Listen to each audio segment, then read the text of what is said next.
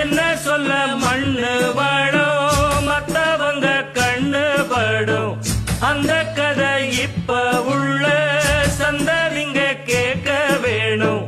நம்முயிர்க்கு மேலே மானமறியாதே மான இழந்தாலே வாழ தெரியாதே பெருசெல்லாம் சொன்னாங்க சொன்னபடி